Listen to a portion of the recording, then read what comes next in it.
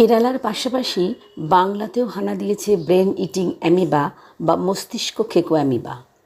এই অণুজীবটি নাকের মাধ্যমে মানুষের মাথার মধ্যে ঢুকে নাকি কুড়ে কুড়ে খেয়ে ফেলে মস্তিষ্কের অন্দর। করোনা পরবর্তী সময় আবারও একটি নতুন রোগের প্রাদুর্ভাব চিকিৎসক মহলে চাঞ্চল্য তৈরি করেছে। সাধারণ মানুষও নানা বিভ্রান্তির শিকার হচ্ছে। 1916 সালে ভারতের মধ্যে কেরালে প্রথম এই রোগ দেখা দিয়েছিল। তারপর আর এই রোগ দেখা যায়নি। বর্তমানে কেরালে আবারও এই রোগের দেখা মিলেছে।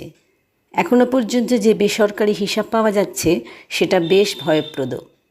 গত 1.5 মাসে মোট 77 জন রোগীর সন্ধান পাওয়া গিয়েছে কেরালের কোকিঝোর ও মাল্লাপুরম এলাকায়। তার মধ্যে মারা গিয়েছে মোট 19 জন। এদের মধ্যে যেমন 3 মাসের বাচ্চা আছে, তেমনি 52 বছরের প্রৌঢ় ব্যক্তিও আছেন। যদিও ভারতের বাইরে এই রোগের মৃত্যুর যে স্ট্যাটিস্টিক্স পাওয়া গেছে তা বেশ উদ্বেগের। সেখানে মৃত্যুহার 90%-এরও বেশি। এবার আসা যাক এই রোগটি আসলে কী, আর কেনই বা এই রোগ দেখে আমরা আতঙ্কিত হব। এই রোগ কি করোনার মতো মারাত্মক সংক্রামিত, নাকি আতঙ্কিত হওয়ার তেমন কোনো কারণ নেই, আমরা অযথা আতঙ্কিত হচ্ছি? এই রোগটি একটি এককোষী অ্যামিবার জন্য ঘটে চলেছে। এই অ্যামিবার বাস একমাত্র অপরিষ্কার উষ্ণ জলে।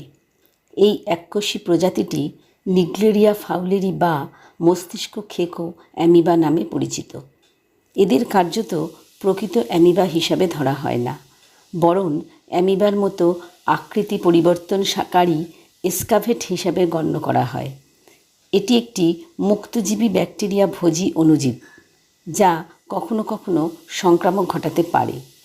এরা মস্তিষ্কে অকস্মাৎ বর্ধনশীল এবং মারাত্মক সংক্রমক ঘটাতে পারে, যা নিগ্রেশিয়াসিস নামে পরিচিত। এই রোগটিকে অনেক সময় মেনিনগো এনসেফ্যালাইটিসও বলা হয়। এই অণুজীবটি মিঠা জলের উষ্ণ জলাধার যেমন পুকুর, হ্রদ, নদী, উষ্ণ প্রস্রবণ, সুইমিং পুল, কারখানা বা বিদ্যুৎ উৎপাদন কেন্দ্র থেকে নির্গত উষ্ণ জলে পাওয়া যায়। এই অণুজীবটি অম্লযুক্ত জলে বেঁচে থাকে। সমুদ্রের নোনা জলে বাঁচতে পারে না। জলের তাপমাত্রা বৃদ্ধির সঙ্গে সঙ্গে এদের সংখ্যাও বৃদ্ধি পায়। এই সমস্ত জায়গায় জলে নামা, সাঁতার কাটা, ডুব দেওয়া, স্কেটিং করা, মাছ ধরার সময় এই অণুজীবটি নাকের মাধ্যমে শরীরে প্রবেশ করে। এরা শরীরে প্রবেশ করার কয়েক ঘন্টার মধ্যে রূপ পরিবর্তন করে ফেলে এবং স্নায়ুকলার মাধ্যমে মস্তিষ্কে প্রবেশ করে। এই অণুজীবটি সাধারণত ব্যাকটেরিয়া খেয়ে বেঁচে থাকে, তবে মস্তিষ্কে প্রবেশ করে মস্তিষ্কের অ্যাস্ট্রোসাইট বা স্নায়ুকোষ ভক্ষণ করতে থাকে, অর্থাৎ মস্তিষ্কের অন্দরে, সোজা বাংলায় যেটাকে ঘিলু বলে, সেটা কুড়ে কুড়ে খেতে থাকে। নাকের মাধ্যমে প্রবেশের পর মানব শরীরে 3 থেকে 9 দিনের মধ্যে সংক্রমণের উপসর্গ দেখা দেয়। প্রাথমিক সংক্রমণের উপসর্গের মধ্যে উল্লেখযোগ্য হল মাথা ব্যথা, জ্বর এবং বমি বমি ভাব। পরবর্তী উপসর্গগুলি হল ঘাড়ের দৃঢ়তা বা শক্ত হওয়া, মনোযোগের অভাব, ভারসাম্যের সমস্যা, অজ্ঞান হয়ে যাওয়া, হ্যালুসিনেশন প্রভৃতি। সঠিক সময়ে রোগটি ধরা না পড়লে মৃত্যু প্রায় নিশ্চিত।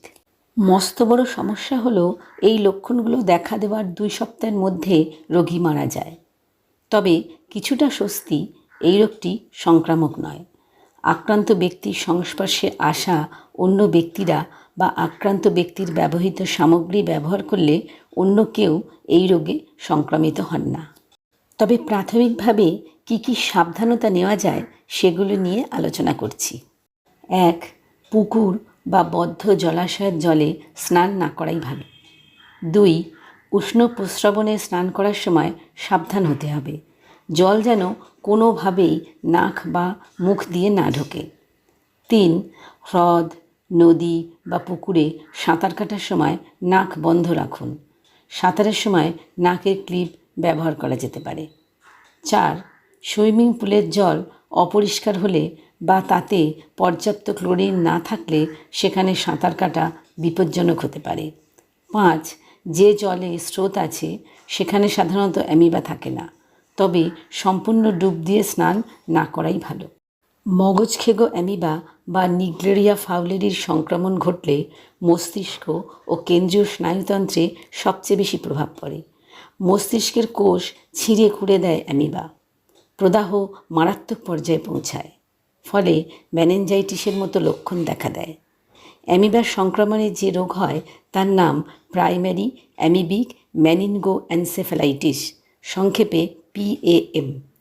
সঠিক সময় এই রোগের চিকিৎসা না হলে রোগীকে বাঁচানো প্রায় অসম্ভব হয়ে পড়ে। চিকিৎসক অরুণাংশ তালুকদার জানিয়েছেন, অ্যামিবা নাক দিয়ে ঢুকে মস্তিষ্কে বাসা বাঁধার সঙ্গে সঙ্গেই যে লক্ষণ প্রকাশ পায় তা নয়, 7 থেকে 8 দিন পরে বা অনেক ক্ষেত্রে তারও পরে উপসর্গ দেখা দিতে থাকে। ভাইরাল জ্বরের মতো হয় প্রথমে, পরে মাথার যন্ত্রণা, বমি ভাব, মস্তিষ্কে মারাত্মক প্রদাহের কারণে খিঁচুনি শুরু হয়। রোগী কোমায় চলে যেতে পারে। সেই সময় অ্যান্টিফাঙ্গাল ওষুধ অ্যামফোটেরিসিন বি দ্রুত রোগীকে দিতে পারলে প্রদাহ অনেক কমে যায়। এই ওষুধ ইঞ্জেকশনের মাধ্যমে শিরায় দেওয়া হয়। কেরলের চিকিৎসকরা মিল্টেফোসিন নামে এক ধরনের ওষুধ দিয়ে চিকিৎসা করছেন। আরও কয়েক রকম ওষুধ ও ইঞ্জেকশন আছে বলে জানা গিয়েছে। নিগ্রিয়া বা মেনিনগো এনসেফ্যালাইটিস সংক্রমণের চিকিৎসার জন্য অ্যামফোটেরিসিন বি যুক্ত ছত্রনাশক ওষুধ ব্যবহার করা হয়। এই চিকিৎসা ব্যবস্থা ব্যবহার করেও এই রোগের মৃত্যুহার 90%-এরও বেশি। সেই জন্য বর্তমানে বিশ্বের উন্নত দেশগুলি বিকল্প চিকিৎসার খোঁজার নিরলস প্রচেষ্টা করে চলেছে।